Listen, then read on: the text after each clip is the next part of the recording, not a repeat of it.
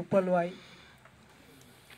ప్రధాన ఉపాధ్యాయులు నేటి సభాధ్యక్షులు ఆనందరావు గారికి, నా సహచర మిత్రులు రోటరీ, నేను లాస్ట్ మంత్ 5th వచ్చినాం ఇక్కడికి. ఎగ్జాక్ట్గా 5వ తేదీ నాడు, డిసెంబర్ 5 నాడు ఇక్కడ కార్యక్రమాన్ని ఏర్పాటు చేసుకొని, మళ్ళీ డిసెంబర్ 6 నాడు ఎగ్జాక్ట్గా 1 మంత్ అనుకుంటే, మధ్యలో డిస్టర్బెన్స్ అనేటటువంటిది లేకుండా మంత్ ఎండింగ్ వరకు అనుకున్నాం, కానీ అది ప్రొలాంగ్ అవుతూ ఇక్కడ వరకు వచ్చింది.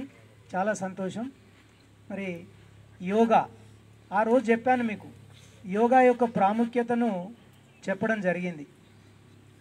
యోగా కానీ, ఆసనాలు కానీ ఇలాంటివి మన శారీరక ఆరోగ్యాన్ని కాపాడుతాయి. Not only physical, emotional and mentally, మానసికమైనటువంటి ఆరోగ్యాన్ని కూడా పెంపొందిస్తాయి అని చెప్పుకున్నామా?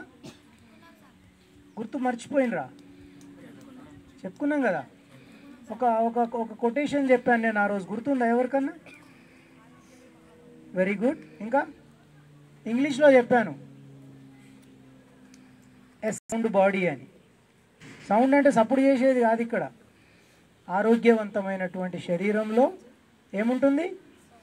ఆరోగ్యవంతమైనటువంటి ఆలోచనలు ఉంటాయి, ఆరోగ్యవంతమైనటువంటి మేధస్సు ఉంటుంది, చక్కటి తెలివితేటలు ఉంటాయి. అంటే మనం ఫిజికల్గా బాగుండాలి. ముందు ఫిజికల్గా బాగుండడానికి ఉపయోగపడే ఎన్నో రకాలైనటువంటి ఆస్పెక్ట్స్లలో ఈ యోగా ఒకటి.